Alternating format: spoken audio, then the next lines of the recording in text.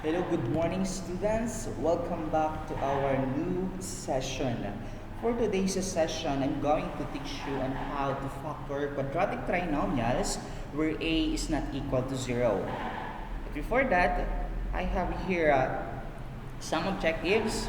First one is the learner will be able to factor completely trinomials and solve problems involving factors of polynomials. Okay? Just a simple recall. We all know that a quadratic trinomial is a second-degree polynomial with 3 terms, right?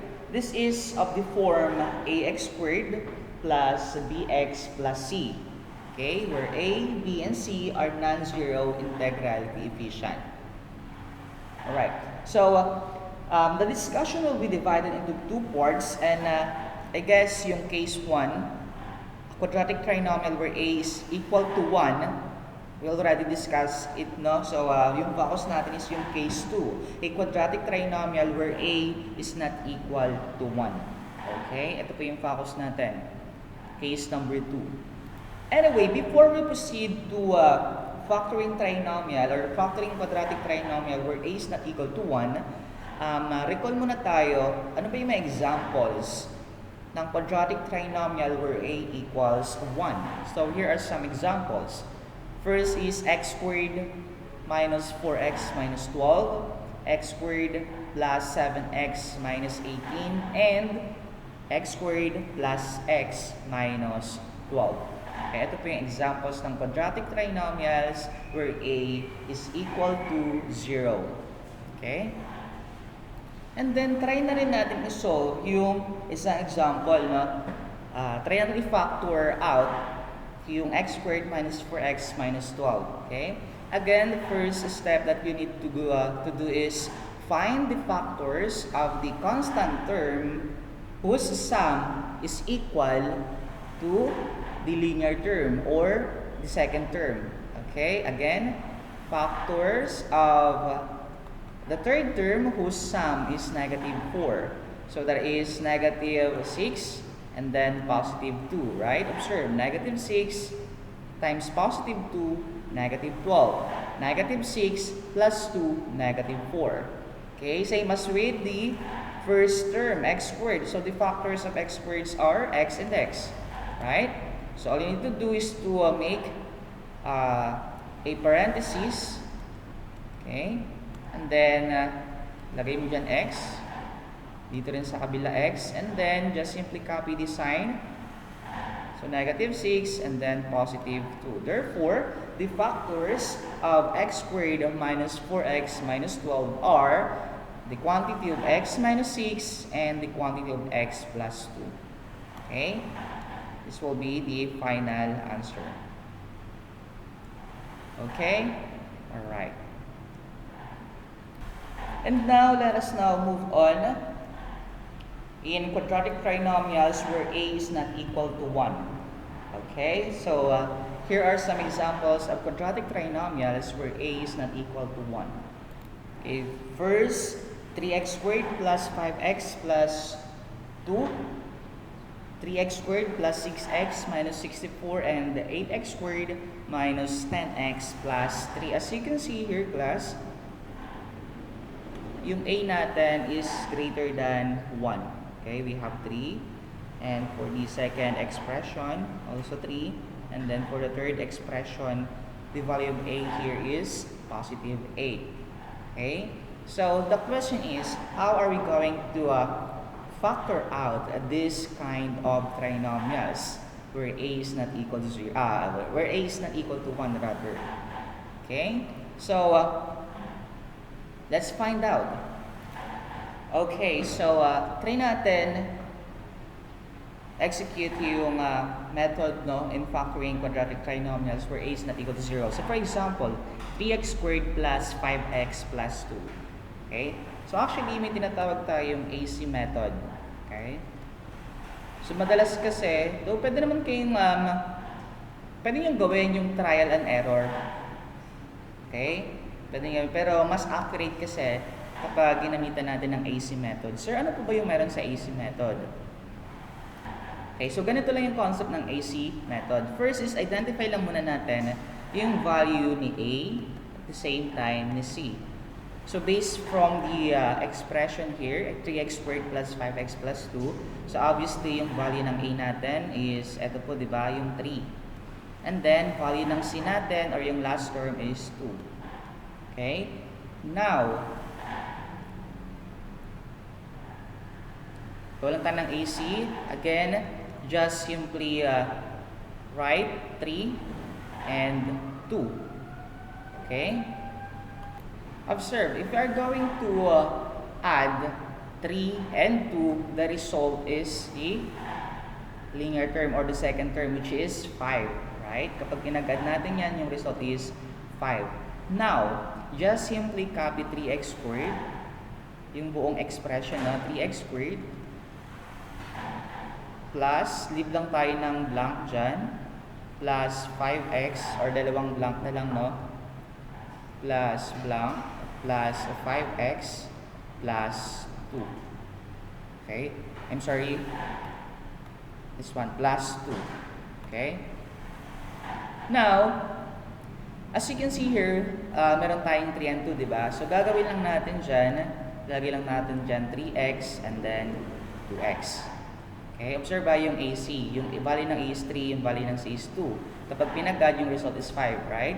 And then, just simply copy 3x squared, and then, mag-leave lang ng dalawang blank, then copy yung 2. Okay? And then, sir, saan po ulit galing yung 3x? Yung 3x po dito yan. So, value ng A. Nilagyan lang natin ng variable na x. So, yung 2x, saan po galing? Dito po yan sa value ng C, which is 2. Nilagyan lang po natin yung variable na x. Now, para ma-solve yung, or para ma-factor out yung ganitong klaseng expression, pagsasamahin lang natin yung 3x squared and then 3x. Same as with 2x and positive 2. Okay? So, sulat ulit natin, 3x squared, 3x squared plus 3x plus 2x plus 2. Now, next step is common monomial factor. So, what is the GCF between 3x squared and positive 3x? Okay, very good. That is 3x. Okay, ito po yung greatest common factor between 3x squared and 3x. So, all you need to do is to divide, no? What is 3x squared divided by 3x?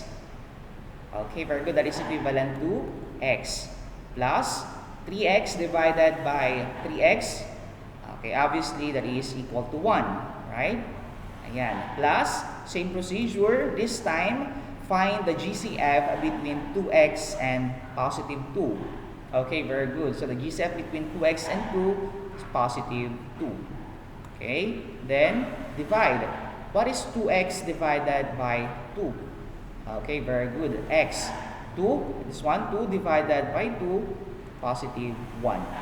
Okay? So, ito na po yung factor form natin. Now, observe natin yung nasa loob ng parentheses. Observe para silang x plus 1. Tama po ba? Okay, so kung sino yung magkakapareho dyan, ibig sabihin, siya na po yung isang factor natin. Okay, so x plus 1. Ito na yung isang factor. Now, sir, paano po namin mahahanap yung isa pang factor? Observe, may natira dito sa labas. 3x at the same time, positive 2.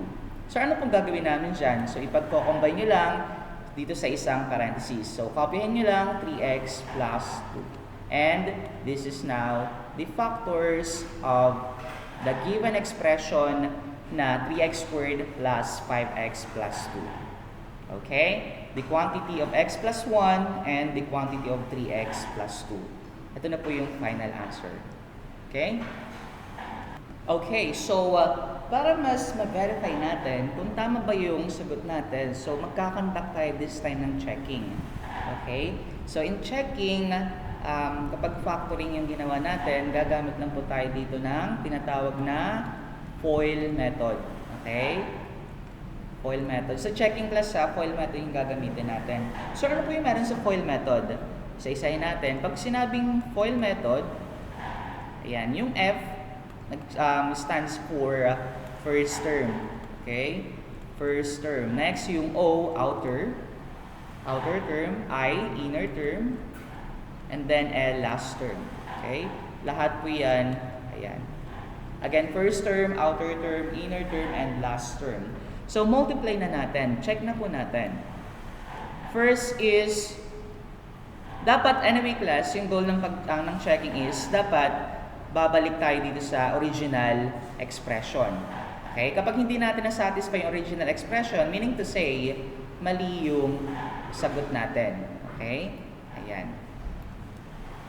So, let's start with first term. Ito po yung first term natin. Okay? X times 3x. Okay? Ito po yung first term ha. First term. Next, outer term.